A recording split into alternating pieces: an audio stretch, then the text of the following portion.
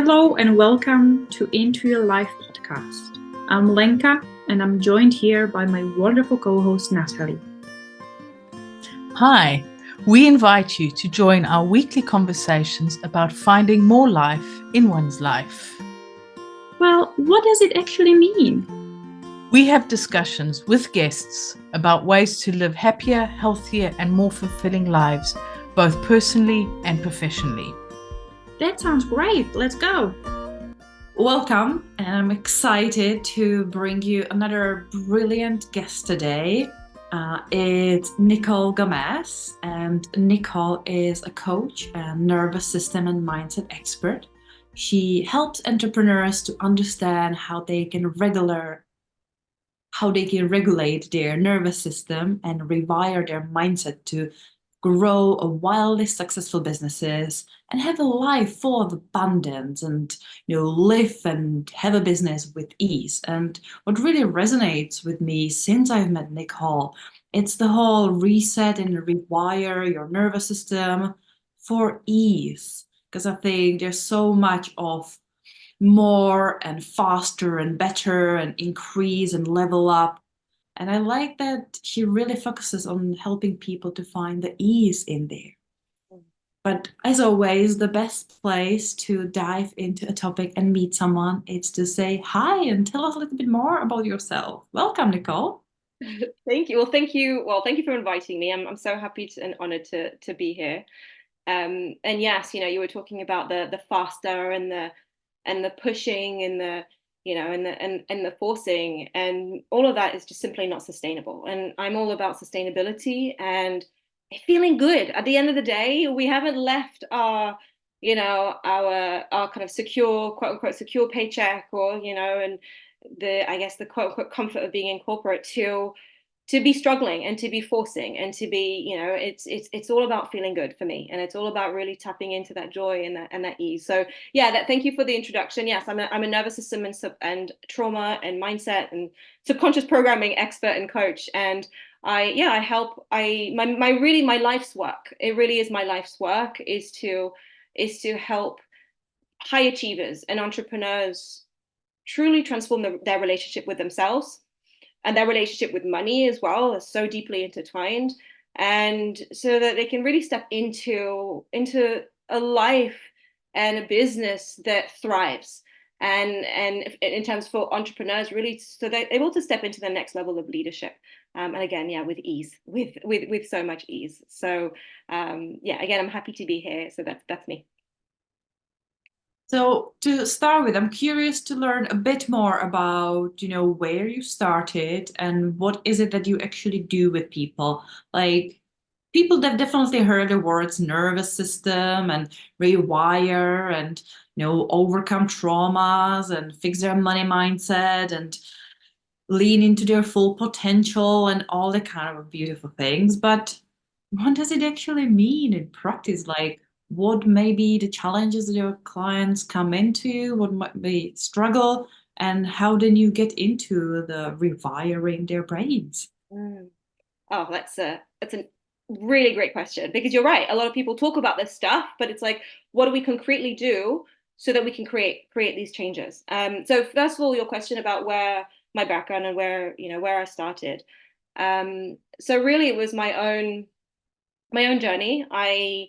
I grew up with a lot of emotional abuse by a narcissistic parent, and it led me into young adulthood with a lot of symptoms, a lot of high functioning anxiety. I was a perfectionist. I was a people pleaser. I also had a binge eating disorder. I was essentially moving through life very much numb, and dissociated and disconnected. And when I say dissociated, it just means disconnected, literally physically disconnected from the body. Essentially, your nervous system is being stressed beyond its ability to cope, and so you essentially leave your body. And sadly, that's how a lot of people are living now. When you talk about living on autopilot, and you're doing things subconsciously, you think, oh, where did all of this cake go, or how did I get from here to here? We're just kind of living life really numb and really, really disconnected. And so that was me. And so I followed really a path that was expected of me, I guess, where that I thought I should be following. You know, I was very, I still am. I'm a very analytical person. And so I followed that path, and I went into banking for a few years, investment banking. And then it was over the course of quite a few months where I realized this was like 15 years ago. I guess I finally woke up to my life. And that's what I call kind of being disconnected and dissociated, is really being asleep. You're asleep to your life. And so I kind of woke up, I woke up and I realized this isn't what life's about. This isn't how I want to live my life, and what I want for myself going forwards. And so I began my quote unquote healing journey. I say that because it's just, it's quite cheesy, and it's used very, very, very fluidly nowadays. But, I then began to address my trauma, and I began to, over the last 15 years, really starting to dig into and learn and study and practice, more importantly, practice and embody, all the different practices and all the things that I was learning. I learned from, some of the best teachers in the world, and really my ability to decipher what truly works, even though I'm not a big fan of what that, what works, but what is truly effective, rather than what works, but what is truly effective, and what is ineffective in truly rewiring the brain, and really regulating your nervous system, not just using some tools and not just for temporary relief, but for, effectively for long-lasting change. And so that's kind of, I began that journey over the last 15 years of learning, of studying, really the mind, really the body, our habits, our behavior patterns. And that's how I fleshed out really the framework that I work, that I've built today in my business, and with which I work with my clients. So that's really where I came from. It was really my own journey of really working through a lot of and resolving a lot of my unacknowledged, and I say unacknowledged because most of the time a lot of people have trauma that is unacknowledged, and part of my mission is also re-educating people what trauma actually is, because most, if not all of us, have experienced some form of trauma in our lifetime, and that is at the root cause of what is going on, and how it's linked with our nervous system, and how our nervous system really communicates with the subconscious. So going back to what I was saying before, it was really my own journey, and my own, also coming back to why entrepreneurs and why I've been drawn to working with entrepreneurs, because it was my own experience of entrepreneurship. I'd done quite a bit of healing, over, like I said, like the first 5 years.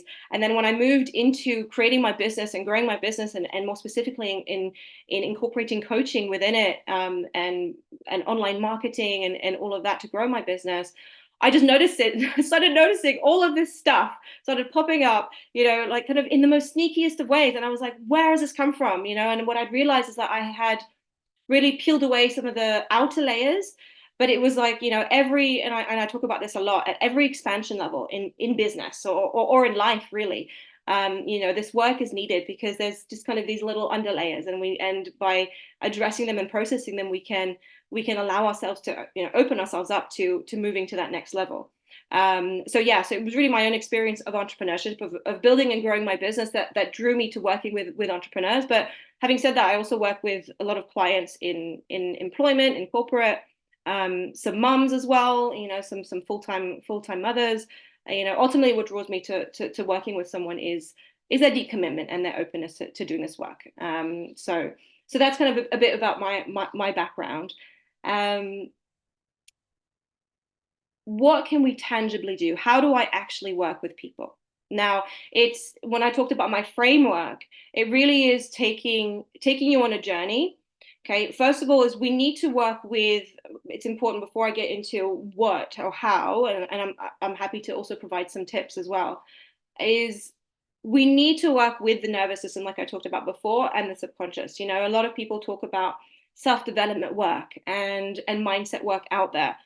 And sadly, a lot of that stuff is very surface level, and people are staying stuck. And I see this because those people are coming to me and they're saying, I've done a lot of, self-development work, or I've done a lot of mindset work, or I've been in talking therapy and therapy, counseling, the traditional counseling, talking therapy for years, sometimes decades. And I'm still stuck, and I'm still experiencing these symptoms. And that's because we're not getting to the root cause. And the root cause is our nervous system, is the trauma and the experiences that are sitting in our nervous system that we haven't resolved due to childhood, or not due to childhood, but due to how our brain and our bodies internalize and what's the word I'm looking for? I'm sure I'll find the word, but really how our body responds, really, and internalizes and digests these experiences that we've had in childhood. And when I say childhood, more specifically from the ages of 0 to 7 years old, because it's from the ages of 0 to 7 years old that our subconscious and our nervous systems really are imprinted with all of our beliefs, what we believe about ourselves, what we believe about others, how we view others, how our nervous system is being imprinted by, how our behaviors are stemmed again from childhood, the way we react to certain situations, the way we behave, the way we act. All of those are imprinted from childhood. So the work that I do is we get down to the root cause, and that involves the inner child work, and then with that, rewiring of the subconscious programming, because we can be aware of certain programming, right? We can be aware that we compare ourselves to others, that we, specifically for entrepreneurs, that we compare ourselves to other coaches, for example, or other business owners, or we have a lot of imposter syndrome. Like, I feel like a fraud. Oh, how can I, how are my clients going to get these results? We may be aware of these patterns, but what is happening is that there's one thing is being aware of it, but really awareness is really just such a small part of it. Is we need to actually delve into what caused it, I guess, or what's underlying it in the first place. And so how I do it with people is I help them to drop into the body. So we integrate the coaching, I guess what you want to call the traditional coaching questions, our stories, integrate that with actually being and feeling in the body. So it's really about processing those experiences that then resulted in I don't believe in myself, I can't do this, I feel I need to achieve to feel worthy, I feel I need to make a certain amount of money to feel worthy. We need to process those experiences, and more specifically the emotions that are associated with them. And that's what I do. So I help my clients really drop into their body and really go exploring into those emotions. And a lot of the time, a lot of the things that they'll say to me is, oh my goodness, I didn't know where that came from. Where did those emotions come from? Where did that thought come from? And that's our subconscious, and that's our nervous system. But we need to, and this is where the somatic works. Somatic just means in the body. We need to do this work through the body to get to access a deeper level of awareness. And when I say awareness, is really feeling what's going on. So processing those emotions. And so that is part of the inner child work that we do, is really processing the emotions that are associated with these experiences that cause this belief or about yourself. And then once we process that, then we can begin the rewiring. So I wanted to share with you my revolutionary 3-step reframe. It's a really powerful process. So what you start with is let's start here. When you are activated, say when you feel anxious, or you feel maybe in panic, or you feel overwhelmed, or maybe you're procrastinating in your business, for example, or procrastinating, in your work generally.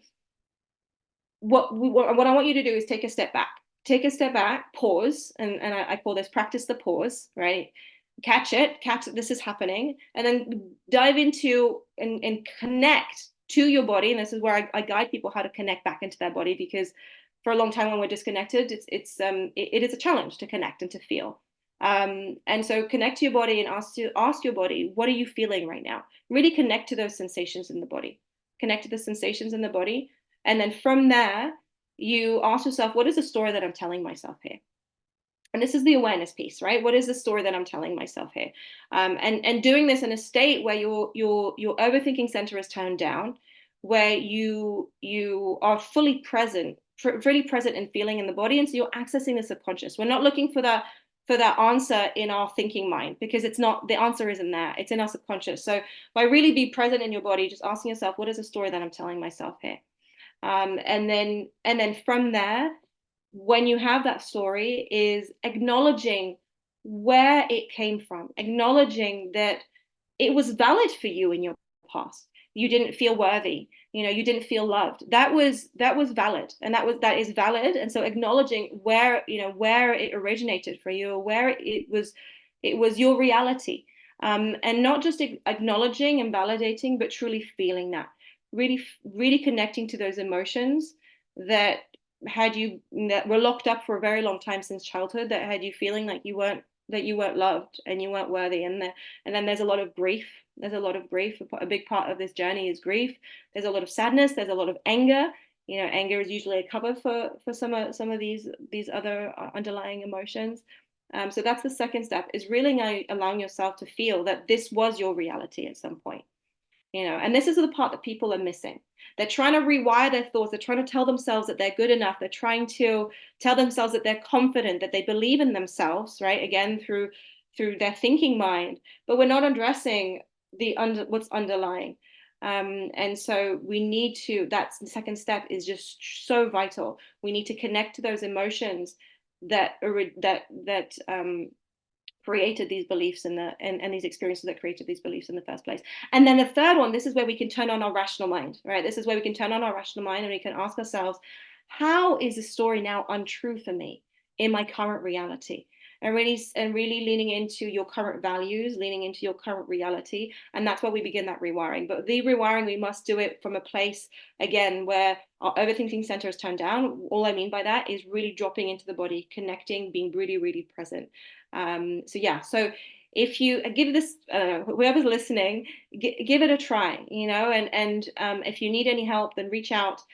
This is where the coaching is really important, because we get lost in all of these things, and having someone to really hold that space so we can explore what's actually going on, so that we can truly heal it at the core, is really paramount. So I hope that was helpful.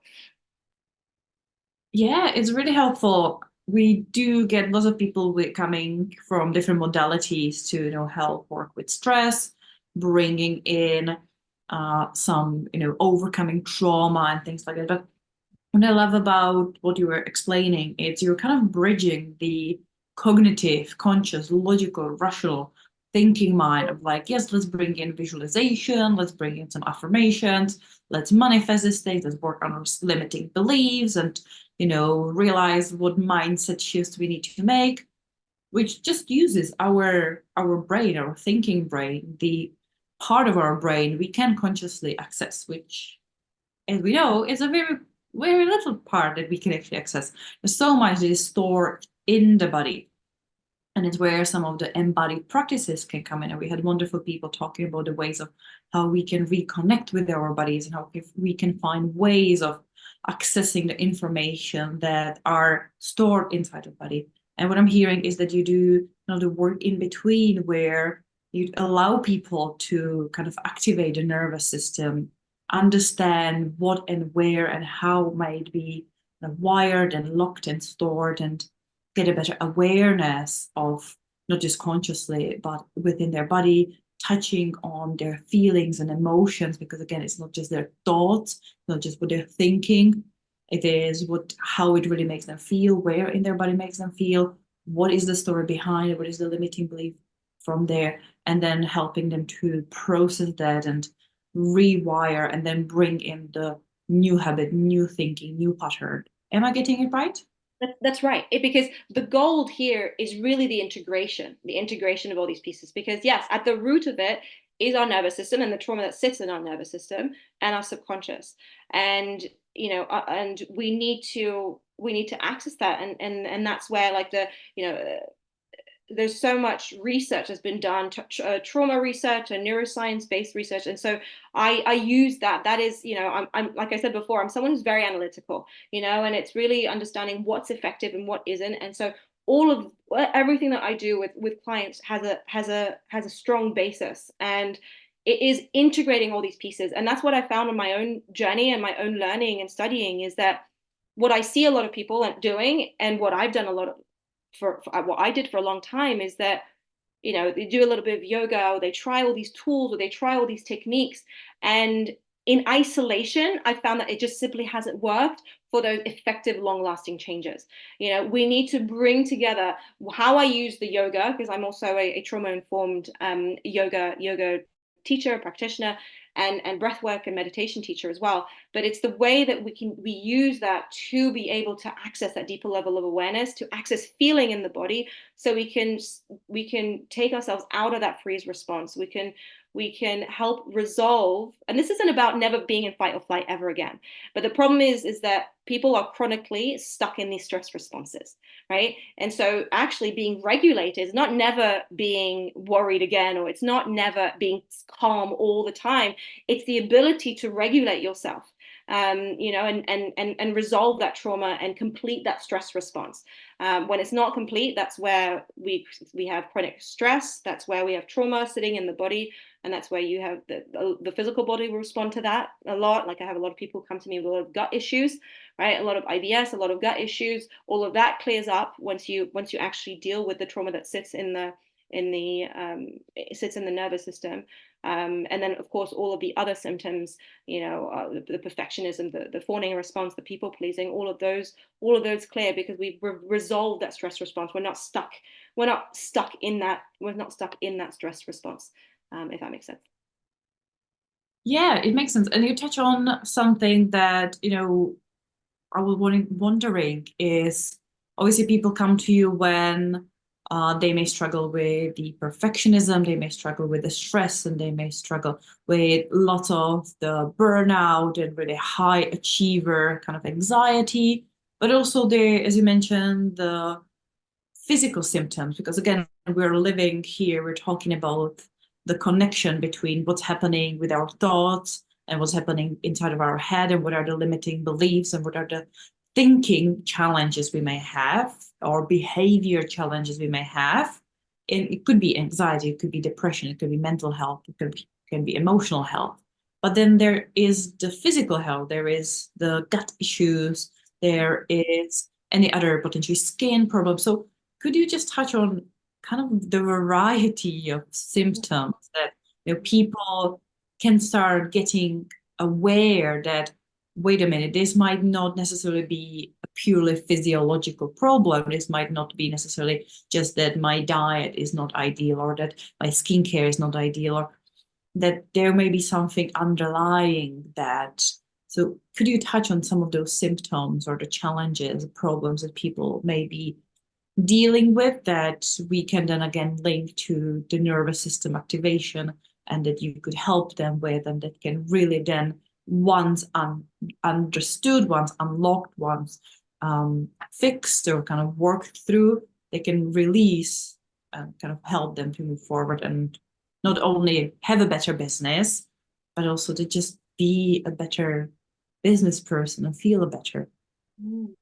And what you were saying before about, it's not just the diet, or it's not just I'm going to take a bit of magnesium to be able to sleep. And again, this goes back to what I was saying before about, people have been stuck with believing that nervous system regulation, or is all about these tools, or these hacks. People love the word hacks, but and take a little bit of this or a little of that, but it's like we're not. And it's great, take magnesium, it can be really helpful, all these things. But what we're doing is we're just trying to fix a problem by not addressing the actual issue. So yeah, like a variety of symptoms will include, and what I see a lot of is people unable to be still, right? I hear a lot of, and this was me. I'm not someone who meditates. I can't just sit still, right? It's just not, and when I say I can't, right, it's like it's a part of our identity, and I hear that a lot with people, the inability to be still. anxiety, again, like people are like, oh, I know how to manage my anxiety. We don't need to be managing our anxiety. Anxiety is just a sense of a false, a sense of alarm in the brain and in the body. And when you address the root cause, I no longer struggle with anxiety. I no longer have anxiety. Again, I feel worried sometimes, or but my nervous system is able to regulate quickly and resolve the issue. The anxiety, yeah, I mean, the perfectionism, the imposter syndrome. People talk about imposter syndrome. It is a trauma response. It's a stress response. The people pleasing is a really big one. What else? There's just so many, so many. I would imagine boundaries, the lack of kind of boundaries. Yeah, lack of being able to place boundaries. At the root of it is that you don't feel worthy enough, right? And it's linked with our deep sense of self-worth. So when we do this deep regulation and rewire our programming, like I was talking about before, you lean back into your innate sense of self-worth. You are simply worthy because you exist, not I'm worthy if I do this, or I'm worthy, I call this our worth equation. I'm worthy if I achieve, or I'm worthy if I this or that. You tap into your innate sense of self-worth, your inability to place boundaries. Yes. The physical symptoms is a lot of issues with sleep, the gut issues I mentioned before. What's actually happening, and they're all at the root of all of these things is the same thing. It's not just when you say physiological, is our nervous system is directly linked to our brain, and our subconscious is in constant and direct communication with our nervous system. So we can't really separate the two, and what's happening is society is separating them, and we're ignoring, and that's why we're having a big crisis on our hands, and why most people are struggling with this, and why it's getting in the way of their business, it's getting in the way of their life, of their personal life, of their relationships. So what's happening is physically, that when you are in a stress response, your body is built for survival. So what does it do? It mobilizes all the resources, right, from your organs, every organ, from your gut, your elimination system, your immune system, your higher brain centers, right? That's why we can't think logically anymore, because our rational brain is just shut off. And that's it's when you say someone's completely offline, they've kind of gone really angry. We're in complete extreme anxiety. It's like your rational brain is completely turned off. And so it's mobilizing all these resources, and it's doing it chronically all the time, right? It's not just doing that because you're trying to run away from a tiger, right? Or that's the usual analogy that you'll use. It's like you're running away from a tiger, and then that's it, you're safe, you're okay. It's chronically, it's being mobilized all the time, so your digestive system can't work as it's properly meant to. Your rational brain turns off very, very, very often. You get activated and because we're chronically in this stress response, and that's what trauma is being in that stress response all the time. Anything that vaguely resembles some, when I say vaguely resembles, like has some minute, resemblance to any past experience or past series of events or past trauma, then you will get triggered. And so yeah, we're basically, people are in this all the time, and that's where you see all of these physical these pain in body, back pain, gut issues, people with migraines, all of that stuff. It's all due to the trauma that's living in our body. Hopefully that answers your question. Yeah, it did. And we can then obviously look even beyond. It's, I think, the underlying increasing stress response. They were always triggered, always under stress, always under pressure. That is, adding to the autoimmune diseases, to lots of other diseases. It's not just a bit more back pain, bit more stomach issues. It can be quite serious autoimmune diseases. It could be the chronic fatigue and lots of these kind of things that are absolutely, it's not a minor inconvenience. No. It is absolutely life disrupting kind of a thing. But one thing that you touched on that really resonated with me on my journey was the good enough.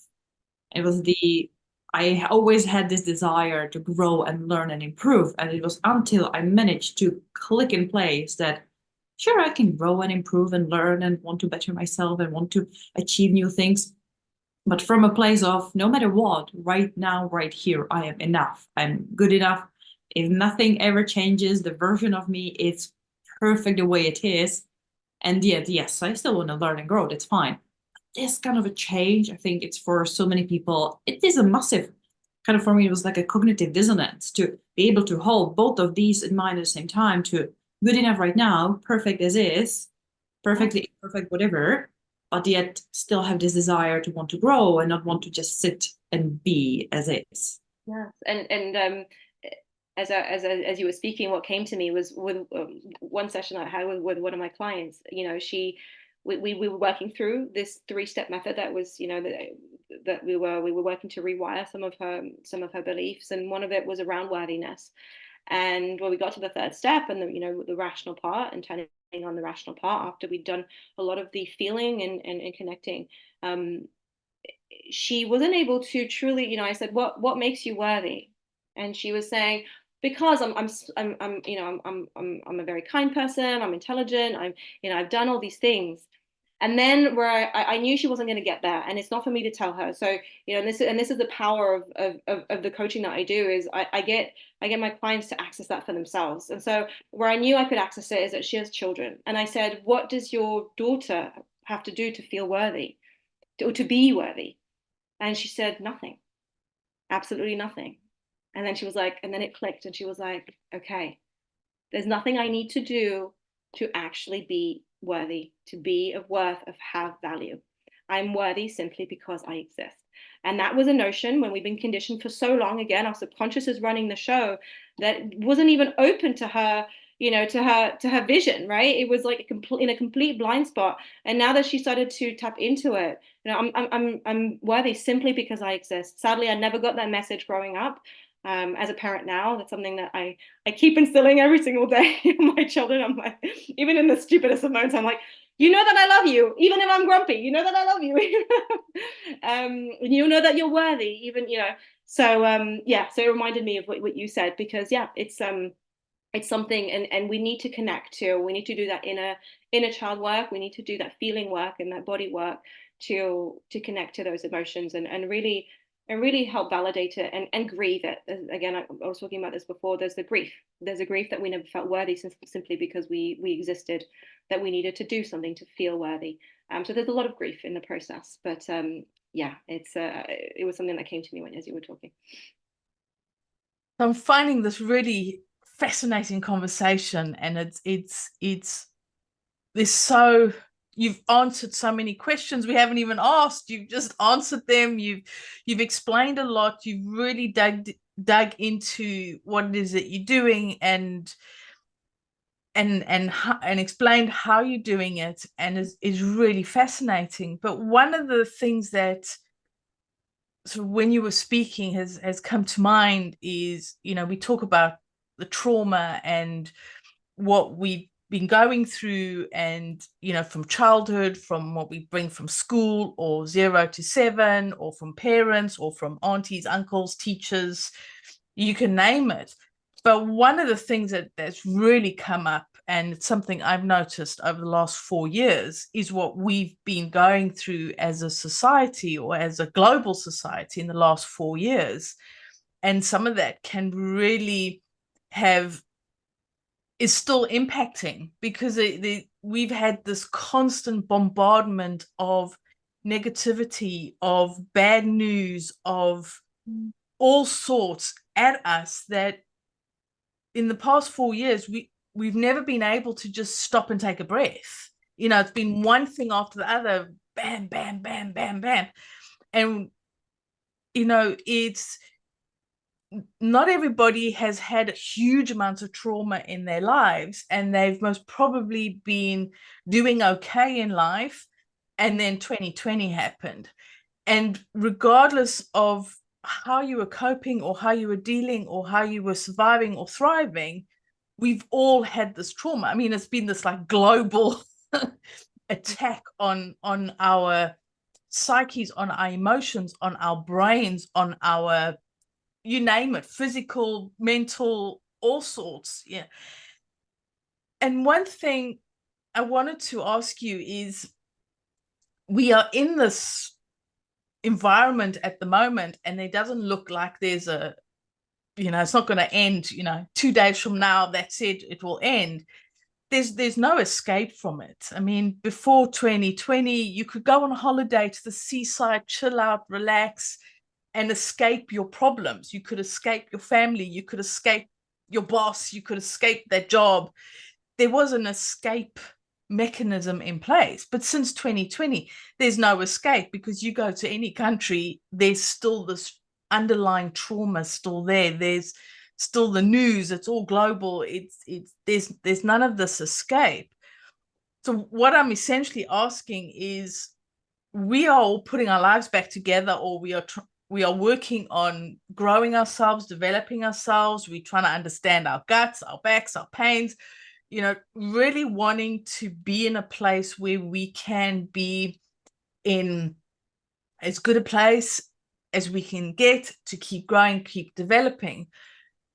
But when we are being bombarded, how do we survive? How do we come out of that without that exhaustion, without that fatigue, that negativity fatigue, that, I don't know what it is. I'm just trying to see, because I know that I come across so many people like, I'm exhausted, I'm so tired, I don't know what to do anymore, I don't know how to keep going. And it's not business, it's not family, it's the environment, the world that we're in. So I just wanted to, just see what. Yeah, I wanted to touch on something that you were saying, actually, and for me is at the core of some of these issues. And when you were talking about we can escape, and I think that was at the root of the issue, is that people were just escaping before, and somehow, and let's put kind of COVID and that collective trauma aside, is somehow you not being able to just, you having to sit with yourself, whether it's alone in your house, actually confronted you with all that am I allowed to with all that shit, and what we were unable they were unable to, a lot of people were unable to escape, and unable to escape anymore, is that we had to actually face our shit, and so I wanted to address that first, because that is, I believe, a big layer of this collective trauma. And then something I wanted to address is, trauma in later life or in adulthood is our nervous system's ability to process it is very much dependent on how we processed a lot of the other trauma, especially from childhood. It was Gemma Mate who was saying that, you see how say war, right? That a lot of trauma stems from soldiers who go to war. As you see, some of them have some really severe PTSD, and some of them maybe don't. And really, it's our ability to process that trauma later, and for our nervous system to resolve again, going back to that the stress response, to resolve that stress response later. Its ability to do that is dependent on how we've been able to process that trauma. And I think that what's happened is that there's the stuff that's at the back end, and then there's, like you said, like there's this collective, what's going on in Gaza at the moment. And my response to this, and the way that I work with clients on this, is that let's not numb ourselves to it. Again, we've been numbing too much, right? Like the escaping is the numbing. Let's not numb ourselves, but also boundaries. We were talking about boundaries earlier. Is that I know what's going on, and from time to time I'll tap into it when I have the capacity for it. And I'll try and support, or I'll try and send money, or in the best way that I can. But at the end of the day, it's really boundaries. Is that you consuming all of that stuff all of the time, it's not serving you, it's not serving your family, it's not serving your children, it's not serving your society. Sadly, again, not numbing ourselves to it, but creating these boundaries on ourselves, so we're not at capacity all the time, and we don't feel like we've been bombarded with all of this stuff. But again, it really goes back to our ability to process it and to set those boundaries is very much dependent on all the other work that we've been talking about in this session. So that's I don't know if you have any thoughts on what I've just shared. No, that makes sense. And I think like you said, it's the escaping from my mother always said, you can't escape from your problems, you take them with you. She was right. Don't tell her I said that. She was right. But I think it's having that space to have a rest from stuff, because I think sometimes we do need a break from something. So it's not always necessarily the escaping, but it's having that, hang on a minute, I'm just having a rest. It's like running on a treadmill. Sometimes you just need that 5-minute walking or stopping, just catch your breath and then get back on it. And okay, I'm going to keep going because I am building up a fitness or whatever it is. Treadmill's only excuse. I mean, the only sort of analogy I could come up with right now.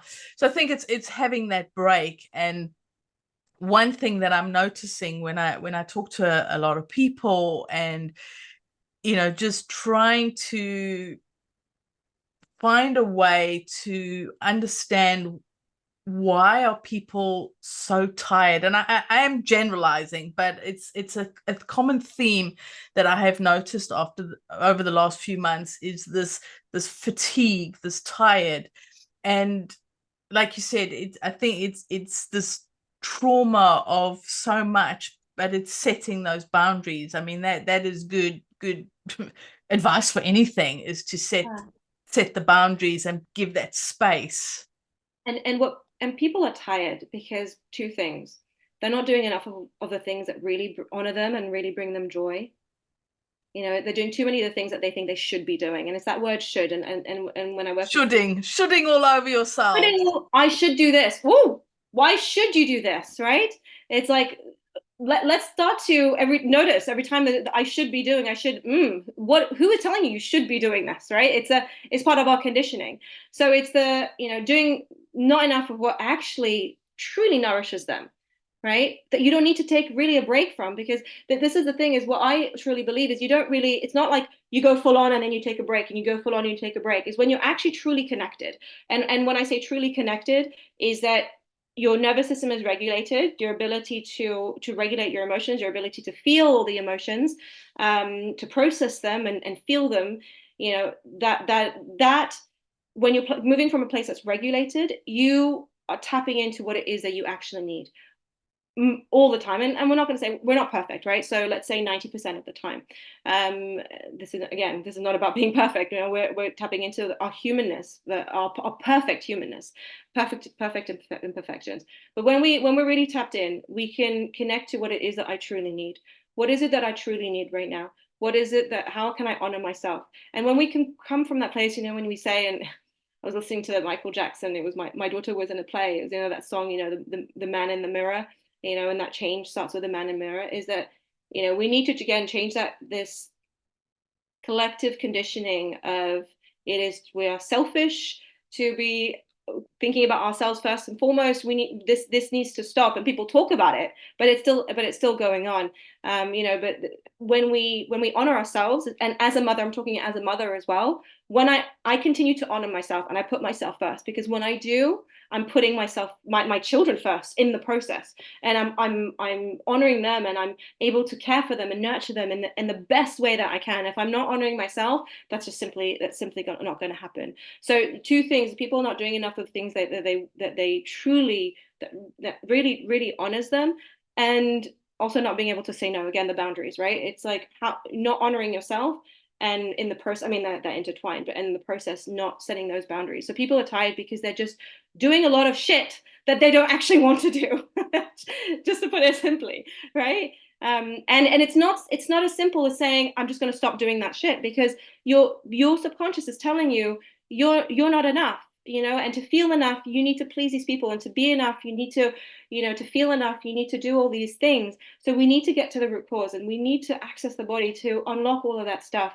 and from there regulate ourselves and rewire our programming to truly feel that we're worthy simply because we exist. You touch on something that's very personal to me, and that's the selfishness. As an only child, I have always had issues with feeling that, taking care of myself, putting myself first, saying no to things I don't feel like doing, saying no to people, taking my time, requesting my energy. It's selfish. And it's still is something that lots of people struggle with, be it people who are only children, people who are parents, people who are carers, be it in personal lives and businesses. It's the sense of selfishness that, we either see self-care as this luxury, like going to a spa and having a bubble bath and pampering ourselves and kind of, buying pretty things and going on holidays, that kind of a fancy self-care. And then we see what I would call kind of common self-care. It's the daily little habits, little nourishment, little things as selfish, like as taking the time to read a book, taking the time to go for a walk, taking the time to meditate, whatever it is, to connect and really put yourself first, to say no when we feel like saying no, saying yes to things that we genuinely feel excited about. We find it very hard to, again, process. Is it something that you come across often with your clients, and what is then the process of helping them to overcome?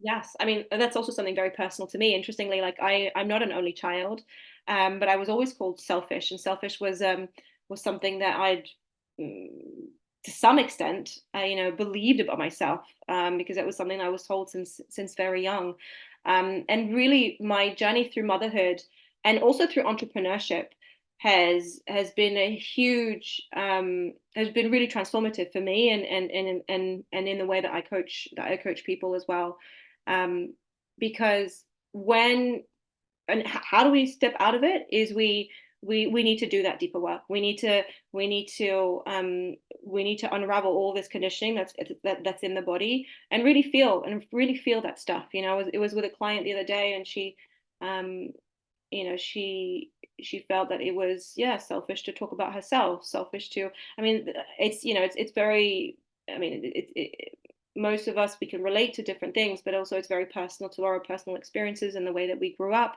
um and really, yeah, tapping into that, and processing and feeling all of that stuff.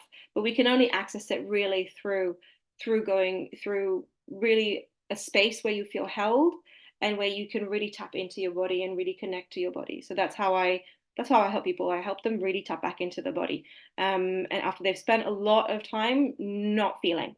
It's most of my clients, it's me, I spent a lot of time not feeling. It really is through really accessing and feeling all of those emotions, feeling all that stuff that meant that, if you looked after yourself, then you'd be selfish. There's a lot of stuff that's there, that's buried, and we need to we need to feel it. And then from there again, we begin to rewire it. We began to rewire what are actual values. What are your values? Your values now are, it is actually my sacred duty to look after myself. And interestingly, right at the start of my business, I was giving so much. No, I was, yeah, I was from that place where I wasn't giving enough to myself. And so it felt like, oh, I don't want to give anymore. I don't want to go to this session. I don't want to teach these people anymore. I don't, like, it felt like, it felt hard, and it felt like I didn't really want to be there, and now, from having started to honor myself in the last, whatever it is, 7-10 years, honor myself first and foremost, I can be of so much more service. Like I'm able to give people, even freely. I give people, because I know how to manage my own energy. I know what capacity I have, and so I am so much of service, so much more of service now. Now that I honor myself than I was back then. I just simply could not be truly of service, in a way that you can really fully open your heart, from a place where you're in that response. So yeah. It brings it back to how I introduced you when I read your bio. It's the bringing the sense of abundance, because I think lots of businesses struggle with this, of especially starting out in business, leaving corporate, setting up their own business. It's this, well, and am I good enough?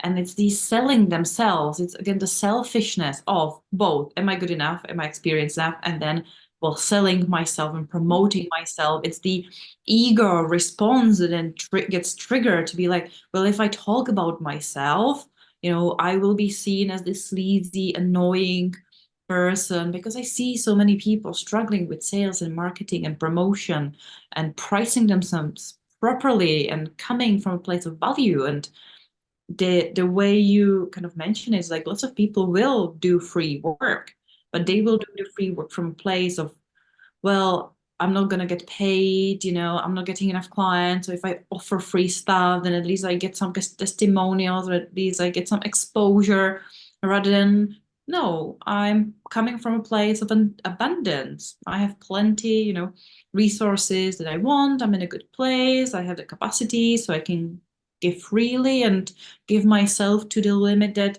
really feels good to me, rather than coming to it from a place of lack and restriction, and not enough and not valuing enough. So I love how we are bringing it back to actually even the entrepreneurial kind of a journey, and be it marketing, sales, or promotion.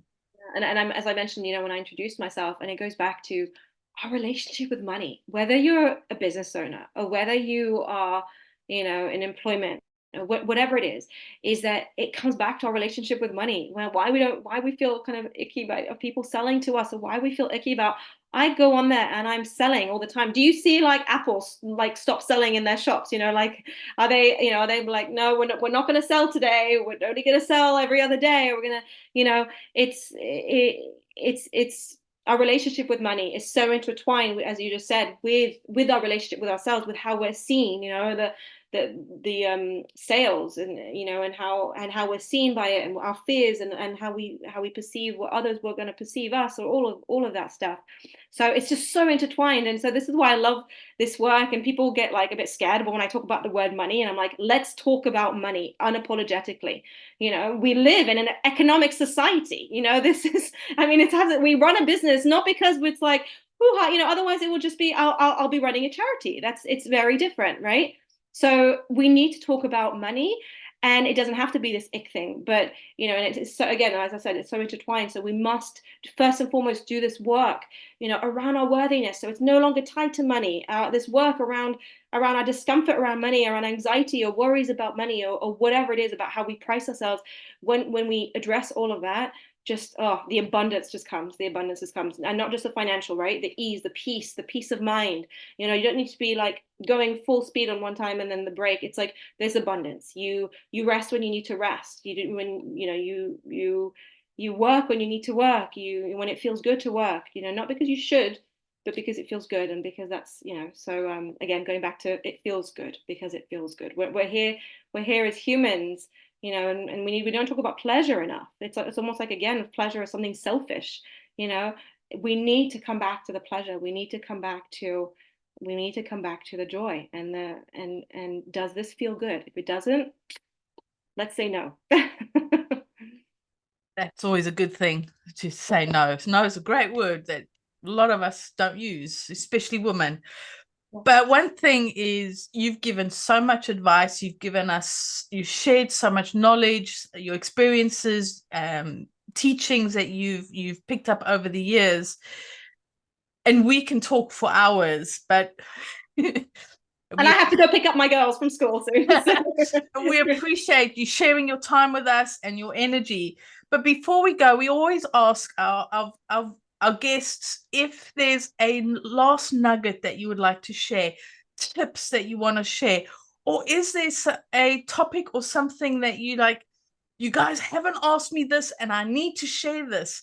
Now's the space for that last little nugget that you've got in you to share. So what comes to me when you say this is really, we were talking about trauma a lot. And again, people are afraid of the word trauma. And what I wanted to say this, and trauma is not necessarily what happened to you. In fact, it's not what happened to you. It's what happened inside of you as a result of what happened to you. And then what I was looking for before is it's how your brain and your body processed what the series of events that happened to you. And also, separate to that, if nothing, it's not necessarily also what happened to you.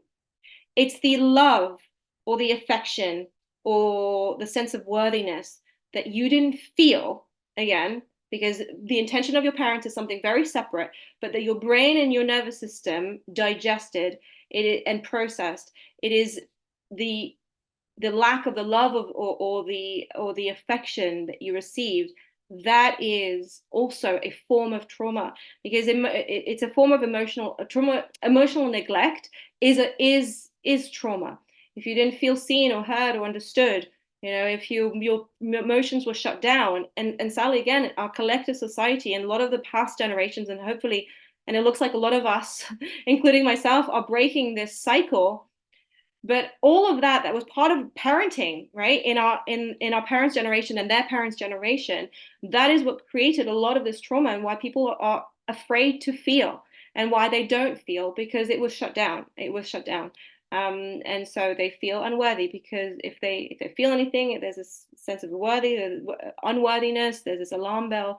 So what I wanted to say is, re-educate yourself, and reach out to me if you have any questions. You have all experienced trauma. It's nothing to be scared of. It is simply how your brain and your nervous system process certain experiences, certain ways that you were parented. But the good news is, because if it was something that happened to you, right, people who see horrific things in war, or cancer, or sexual abuse, or physical abuse, thankfully it's not what happened to you. It's what happened inside of you. We can heal all of that, and we can turn it all around. And that is the good news. So if I finish with that, is that the good news is, you don't have to stay in this place of never feeling enough. You don't have to stay in this place of feeling like a fraud all the time. We can change it all around. So reach out if you want any help and assistance in starting out this journey. And it's always good to end with good news. Good news is good. Yeah. So as you said, if people want to reach out, they want to have a conversation with you, or just reach out to you, how can they reach out to you? So I'm on Instagram, Nicole Rose Coaching. I'm also on LinkedIn. Maybe you can write my full name, Nicole Rehab. If you look Nicole Gomez. I'm on Facebook, Nicole Rose Coaching. My website is NicoleRoseWellnessCoach.com, NicoleRoseWellnessCoach.com. Just reach out any of these ways, and I'll be happy to help in the best way that I can.